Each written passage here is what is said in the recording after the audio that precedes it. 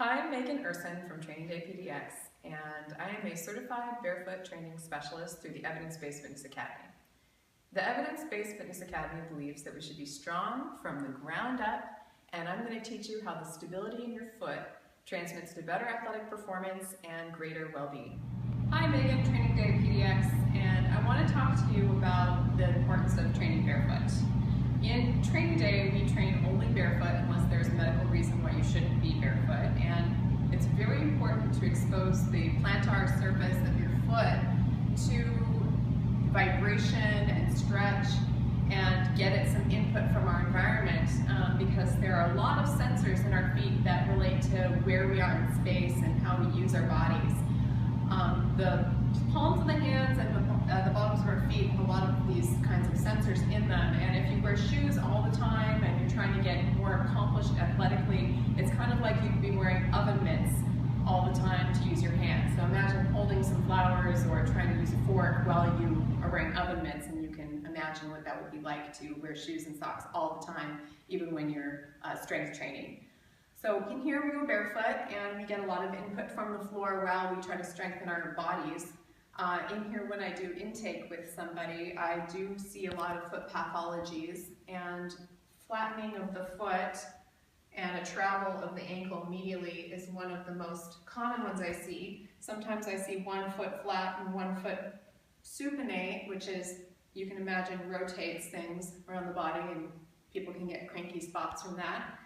And I want to teach you some exercises that can help fulfill the promise of the neural connection of your feet to your brain, and that connects a lot to how you use your core muscles. So let's start with an exercise called short foot. This is the most important exercise that someone who has been shod most of their life can learn because it can help to activate the arch of the foot.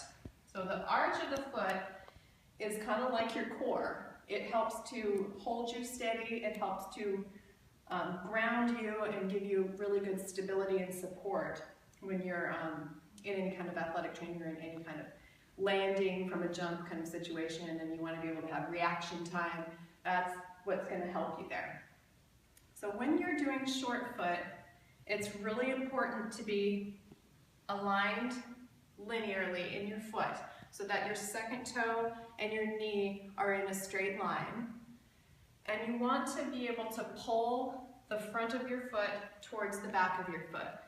I'm trying to actually pull the ball of my foot, which is called the metaphalangeal joint, toward the calcaneus, the heel. And as you can see, that creates a nice tall arch that contracts the muscles of the arch of your foot. When you are in short foot, you also want to have a slight hinge in your knee and a slight hinge in your hip.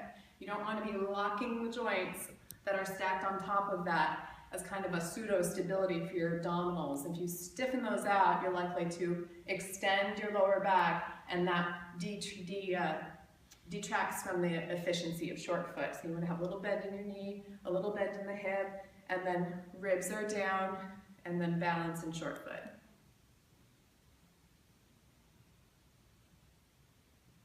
Good. Just 5 to 10 seconds is perfect. A couple of things to look for so that you're making sure you're going forward and not backward in your training when you're trying short foot is to make sure that you aren't hammering your toes and curling your toes while you're doing short foot. That is kind of like going north to go south. It's not going to effectively strengthen the arch of your foot. Okay? We want to have those toes stretched out and the contraction in the midfoot, in the middle of the foot, for this to be effective. The other thing is you definitely want to be breathing when you're doing short foot. A little breathing through the nose is perfect. If you're having a really hard time finding balance in short foot, use a countertop or a stable object so that you can remain linear in your body while you're in your balance. We want to get to an edge of control. We don't want to be rocking around so much that the brain has a hard time grasping what this is supposed to look like. We want that picture to be really clear so we can imprint a new neural pattern in short foot, okay? So right here, pull the front of the foot toward the back of the foot, relax the toes, a little bend in the knee, a little bend in the hip, breathing, and a balance. 5 to 10 seconds is good. You want to do 4 10-second exposures each foot.